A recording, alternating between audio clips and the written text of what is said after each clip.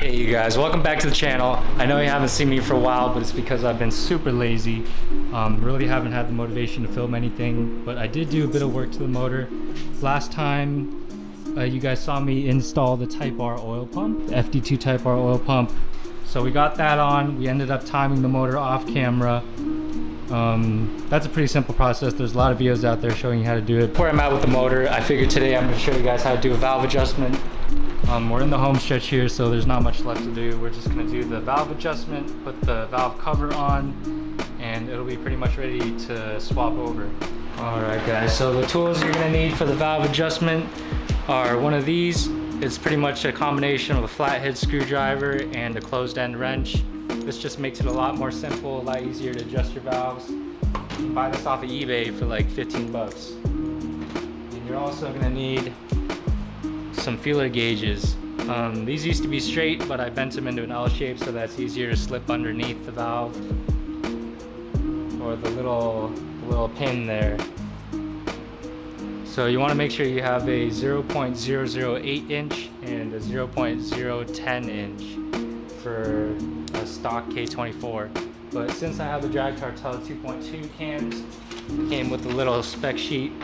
They recommend adjusting the intake side to 0.008 inch and the exhaust side to 0.009 inch. So it's a little bit tighter than OEM spec. This is my intake side. It's telling me 0.008 inches.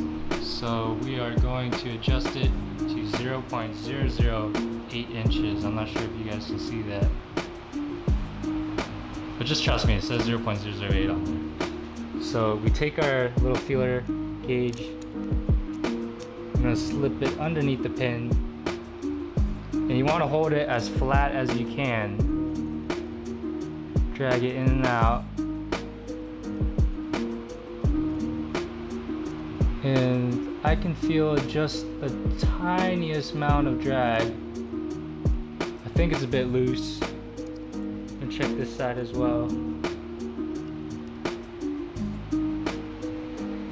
This one's a little better, I think.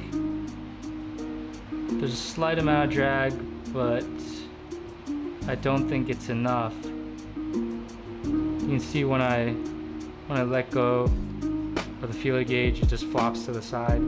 I don't think there's enough drag on that one. And there's definitely not enough drag on here, so it's a bit loose. And how you can double check that it is loose is you take your 0.009 and you can see that I can slip that right in there. And there's some drag on my 0.009 inch. So the spec is supposed to be 0.008, so that means I'm very loose. What I'm gonna do is you take your tool. You wanna get that flathead screwdriver. I'm gonna turn around so you can see. You want to get that flathead screwdriver on the pin first, and then go ahead and break that nut loose. Now at this point you don't need to turn it a whole lot to tighten it. I'm just going to turn it maybe like a degree or two, and I'm going to tighten it back up. I'm going to take my 0.008 inch feeler gauge. I'm going to see if that made any difference.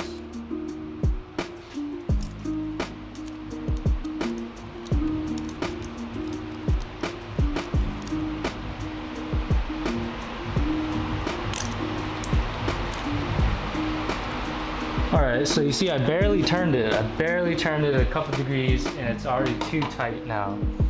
So what I'm going to do is loosen that back up a tiny bit.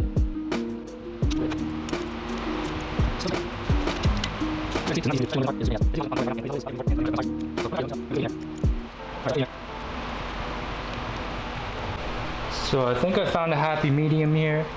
When I put my feeler gauge in, there's not too much effort needed to slide it in and out. And I can confirm this by taking my 0.009 feeler gauge one step up, and that will not go in easily unless I force it in there. So that means it's not too loose. It's just the right amount. That's what we're looking for. We don't want too tight either because you could burn a valve. Just remember that. It's always better a little too loose than too tight. Too loose will cause a noisy valve train. You might have a little bit of a loss of power, but you will not ruin your motor.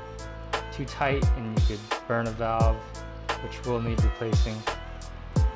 Alright, now that we finished adjusting cylinder number 1, we're going to move on to the next cylinder.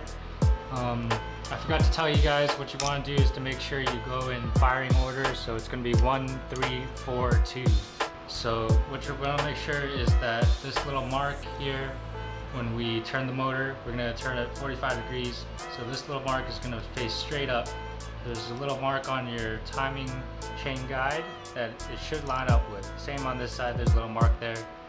So when these lines go around, just make sure they line up. You can see my chopsticks starting to come up. Watching our marks there, making sure they're all lined up.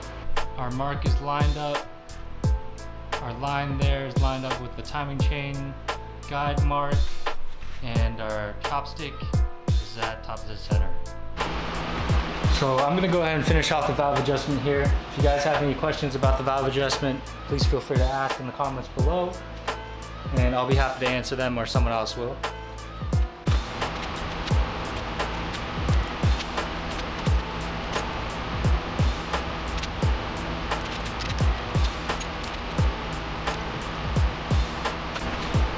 Alright guys, so that's it for the valve adjustment. So quick summary, you don't want it to be too tight or else you could burn the valves. You want it to be loose enough to slide the gauge in and out with a little bit of drag, just enough. And you don't want it to be too loose to where the next size up will slide in easily. So just make sure that you triple check everything, make sure that all your lock nuts are tight. You don't want one of those coming loose. And that's about it. I think it's time to put the valve cover on and we'll be done with the motor. Alright, now before we install this valve cover, I want to show you guys something. This is the original valve cover gasket kit that I picked up off of eBay. As you can see, it comes in a little Ziploc bag. And although it has the OEM stickers on there, OEM parts do not come in a fucking Ziploc bag. And this was only like $30-something for the whole kit, which I thought was reasonable. I thought it was like an OEM price, but I guess this isn't OEM stuff. Unless Honda's shipping out parts in Ziploc bags nowadays, this is all fake. It's all made in China junk. Now this kit, it did come in a sealed bag. It's got the OEM Honda part numbers, and the material even feels a little bit different. This rubber is a little bit more pliable and soft compared to the fake parts. And the reason why I think these are genuine parts is because it comes in sealed bags, and usually Honda parts will come in a sealed bag like this with a little pinkish reddish tint to it. All this is sealed, and this actually cost about $90 for this valve cover gasket kit compared to the $30 I paid for the fakes. So we're going to be using the genuine kit. We don't want any leaks on this build, and that's all going to be going on to this valve cover. It's not the prettiest, but it's the one I have laying around. Alrighty guys, so I did end up cleaning it a little bit just while I have it open. Now these spark plug tube seals, you are going to want to install them this way. Not this way with the rounded edge towards the top. This way it'll seat correctly when you have the spark plug tubes going through them, and you won't have any problems.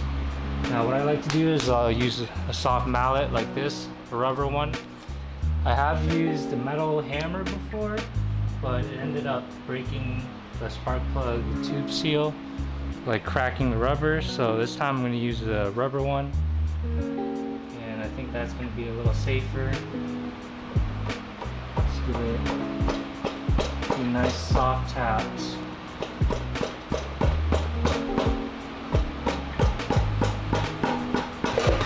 So I accidentally knocked this one in a little bit unevenly. One side's like a couple millimeters lower than the other, but I don't think it'll matter too much. These are pretty flexible. So we're just gonna leave it.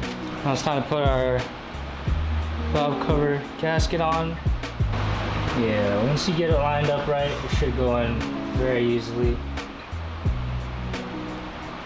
There's little cutouts on the corners. As you can see right there, there's like a little cutout for this rubber knob right here.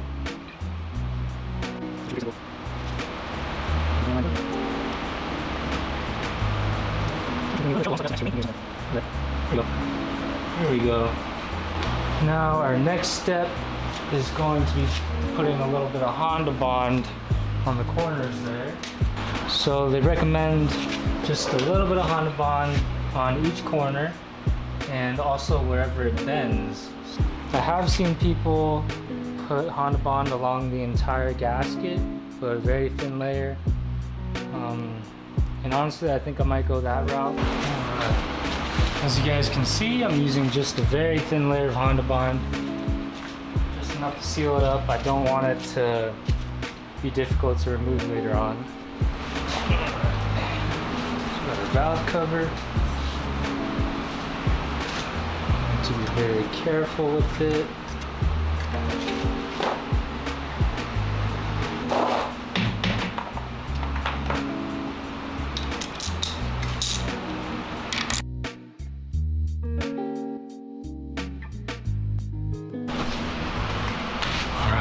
There it is, guys. We're finally done after months and months and months of finding parts, putting parts on one at a time. It's been a long process because I don't have a lot of time in between videos. But we've got it done, you know? A quick recap of what we've done with the motor. Drag cartel 2.2 cams, super check valve train. We got a new timing chain tensioner. We've got the FD2R oil pump. And we've got a lower mileage block, 50,000 miles compared to the 150 or so that's on the car right now. Should be a pretty straightforward swap. Hopefully we can swap it in and out within a couple days or so. I'm gonna take a weekend off and I'll have my dad over, I'll have some friends over, we're gonna put this thing together. All I have to do is swap all the K20 sensors over to this block because I don't think that the K24 sensors are compatible. I know that the knock sensor for the K24 will give you weird readings, so we've got to switch that to the K20. Some of this stuff might not be compatible since it's for the JDM market. We might have to get all the accessories and everything, such as the alternator, the water pump, all that stuff might have to be swapped over. But other than that, I think it'll be a pretty straightforward process. It's the same motor basically, it'll bolt up the same. So hopefully it'll be just pretty. Yeah, here comes Tom. It's a question. All right, Tom, what do you think about the motor? I think that you're missing 4 cylinders, but that's okay. It'll probably still gap my black car. Yeah, and I finally put it together, huh, after all these months. Yep, after all these years. All these years? What do you mean? I just started like earlier this year. Okay. I'm pretty sure.